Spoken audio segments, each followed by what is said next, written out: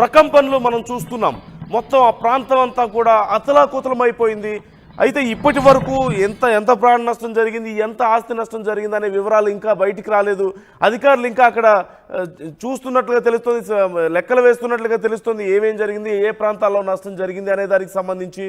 మరోవైపు ఇళ్ళు పూర్తిగా కదిలిపోతున్నాయి. మనం చూస్తున్నాం కార్లు, ఇళ్ళు అంతా కూడా షేక్ అయిపోతున్నాయి. చాలా ప్రాంతాల్లో కొన్ని ఇళ్ళు పడిపోయినట్లుగా కూడా సమాచారం అందుతోంది. మరోవైపు సునామీ హెచ్చరికలు వచ్చిన నేపథ్యంలో ఆ చుట్టుపక్కల ఉన్నటువంటి ప్రాంతాల ప్రజలందరినీ కూడా, అలాస్కా తీరంలో ఉన్నటువంటి ప్రజలందరినీ కూడా ఖాళీ చేయించారు, వేరే ప్రాంతాలకు, సురక్షిత ప్రాంతాలకు తరలించారు. అయితే ఇప్పటికిప్పుడు కొంత సునామీ రాకపోవచ్చని అధికారులు మళ్ళీ కొంతసేపటి తర్వాత కొంత అంచనాకు వచ్చినప్పటికీ కూడా మరొకసారి ప్రమాదం పొంచి ఉండే అవకాశం ఉంది అంటూ కూడా తెలుస్తోంది. ఈ నేపథ్యంలో అక్కడ ప్రజలు భయాందోళన వ్యక్తమవుతుంది. అంటే ఇప్పటికిప్పుడు టెంపరీగా ప్రమాదం తప్పినప్పటికీ మరొకసారి వచ్చే అవకాశం ఉంది అంటూ అధికారులు చెప్పినట్లుగా సమాచారం. ఈ నేపథ్యంలో ప్రజలు కొంత గందరగోళంలో ఉన్నారని చెప్పొచ్చు. మనం చూస్తున్నాం మరోవైపు ఈ భారీ భూ ప్రకంపనల వల్ల తీర ప్రాంతంలో సముద్రం చొచ్చుకొస్తున్నటువంటి పరిస్థితి మనం చూస్తున్నాం. భారీ అలలతో తీరాన్ని దాటి భారీ అలలు జనసంద్రాన్ని ముంచివేస్తున్నటువంటి పరిస్థితి, అక్కడ ఊళ్లను ముంచివేస్తున్నటువంటి పరిస్థితి మనం చూస్తున్నాం.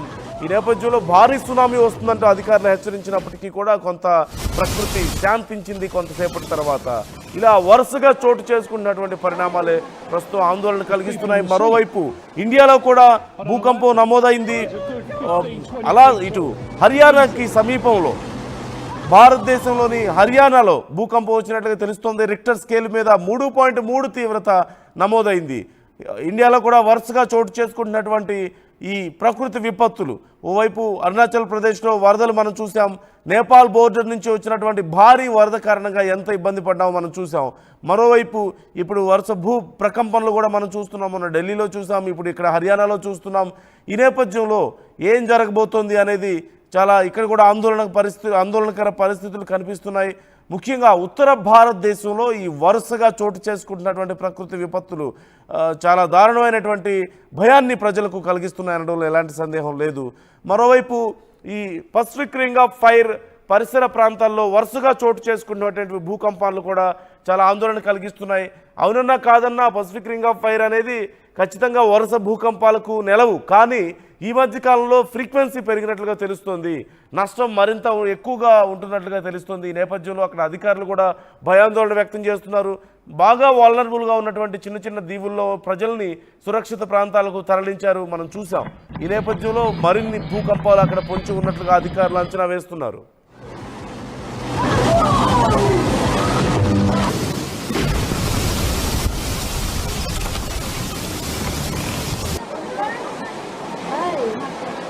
There's people in the sea.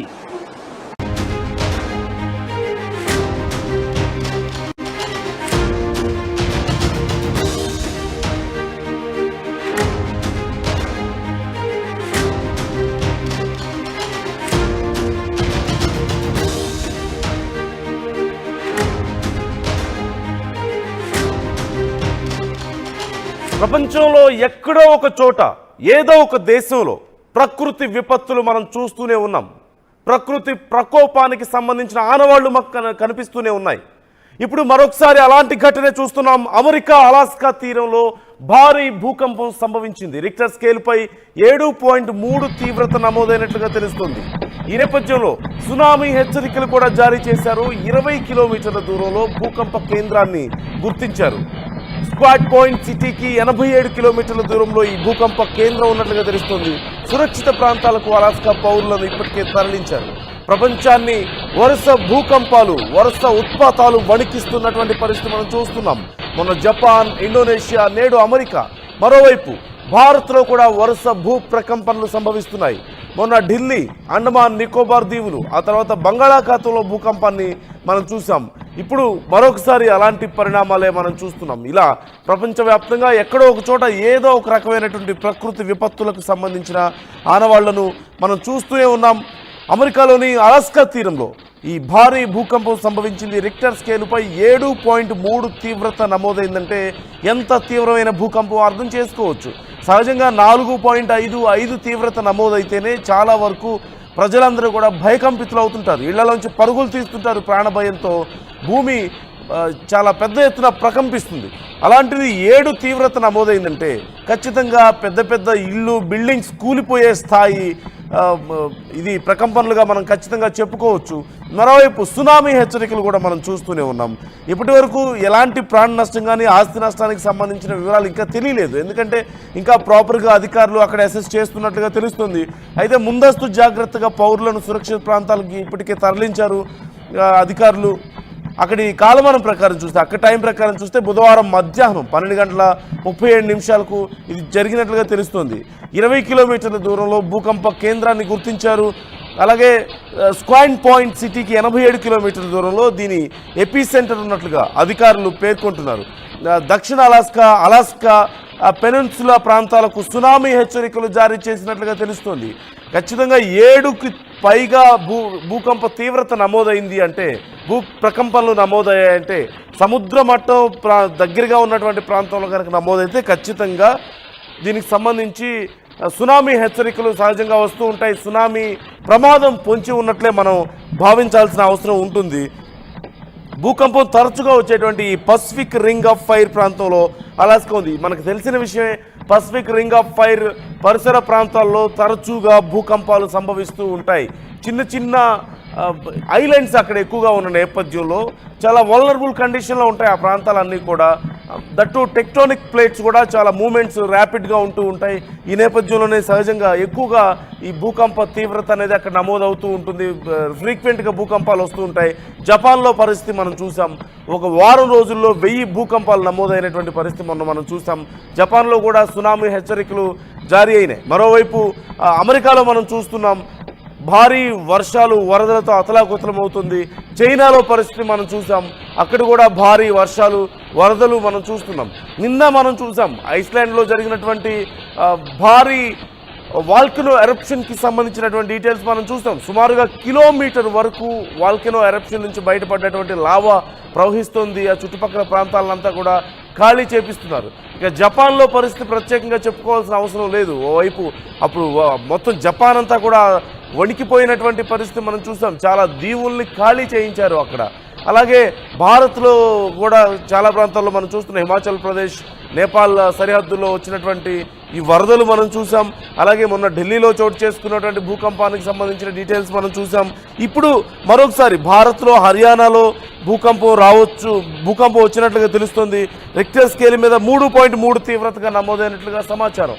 ఇలా ప్రపంచవ్యాప్తంగా అనేక దేశాల్లో వరుసగా చోటు చేసుకుంటున్నటువంటి ఈ ప్రకృతి విపత్తులు భయాందోళనకు గురి చేస్తున్నాయి. ఎప్పుడు ఏ దేశంలో ఏం చోటు చేసుకుంటుందో, ఏం జరుగుతుందో, ఎక్కడ ఏ వాల్కనో ఎరప్ట్ అవుతుందో, ఎక్కడ భూకంపం సంభవిస్తుందో, లేదంటే ఎక్కడ సునామీ వస్తుందో అంటూ రకరకాలైనటువంటి వార్తలు ప్రతిరోజు మనం వింటూనే ఉన్నాం. ఎక్కడో ఒక చోట ఏదో ఒక ఉత్పాతం చోటు చేసుకుంటూనే ఉంది. ప్రజల్ని వణికిస్తున్నటువంటి పరిస్థితి కనిపిస్తుంది. ఇప్పుడు మరొకసారి అలాంటి పరిణామాన్ని మనం చూస్తున్నాం. భారీ భూకంపం 7కు పైగా అమెరికాలో ఈ భారీ భూకంపం నమోదైంది. సహజంగా 4.5 తీవ్రత వస్తేనే ఇళ్ళన్నీ కూడా షేక్ అయిపోతూ ఉంటాయి. భవనాలు కొంత వీక్గా ఉన్న భవనాలు కూలిపోయే ప్రమాదం కూడా ఉంటుంది. అలాంటిది 7కు పైగా తీవ్రత నమోదైందంటే చాలా భారీగా ప్రకంపనలు సంభవించాయి అనడంలో ఎలాంటి సందేహం లేదు. 20 కిలోమీటర్ల దూరంలో దీనికి సంబంధించి భూకంప కేంద్రాన్ని గుర్తించినట్లుగా తెలుస్తోంది. ఈ పసిఫిక్ రింగ్ ఆఫ్ ఫైర్ సమీపంలో ఇది చోటు చేసుకుంది. మరోవైపు సునామీ హెచ్చరికలు సైతం జారీ చేశారు. ఇప్పటికే అమెరికా అతలాకుతలం అవుతుంది. మనం చూస్తూనే ఉన్నాం. టెక్సాస్, న్యూ మెక్సికో, న్యూజెర్సీ ఇలా ఎక్కడ చూసినా సరే భారీగా వర్షాలు వరదలతో అతలాకుతలం అవుతుంది అమెరికా. ఈ నేపథ్యంలో మరొకసారి పక్క భూకంపం, మరోపక్క భారీగా సునామీ హెచ్చరికలు జారీ చేసిన నేపథ్యంలో ప్రజలు తీవ్ర భయాందోళనకు గురవుతున్నారు. మనం స్క్రీన్లో చూడొచ్చు భూకంపానికి సంబంధించినటువంటి ఆనవాళ్లు మనం చూస్తున్నాం. భూకంప తీవ్రత ఏ విధంగా ఉందో ఇప్పటి వరకు మనం చూసాం. సునామీ కొన్ని ప్రాంతాల్లో ఈ భారీ భూకంపం వల్ల, భారీ భూ ప్రకంపనల వల్ల సముద్రం ఉప్పొంగుతోంది. అలలు చాలా తీవ్రంగా తీరాన్ని తాకుతున్న నేపథ్యంలో, తీరం దాటి చొచ్చుకొస్తున్న నేపథ్యంలో చాలా ప్రాంతాలకు ఇప్పటికే రెడ్ అలర్ట్ జారీ చేసినట్లుగా తెలుస్తుంది. అయితే ఆ తర్వాత కొద్దిసేపటి తర్వాత ఈ సునామీకి సంబంధించినటువంటి హెచ్చరికలను తిరిగి విరమించుకున్నట్లుగా కూడా తెలుస్తుంది. కానీ మరొకసారి ప్రమాదం పొంచి ఉంది అనే అంశం కూడా ఇక్కడ తెర మీదకి వస్తుంది. ఇక్కడ ప్రపంచవ్యాప్తంగా అనేక దేశాల్లో చోటు చేసుకున్నటువంటి పరిణామాలు రెడ్ సిగ్నల్ను జారీ చేస్తున్నాయని చెప్పడంలో సందేహం లేదు. ఎప్పుడు ఏ దేశంలో ఏ ప్రమాదం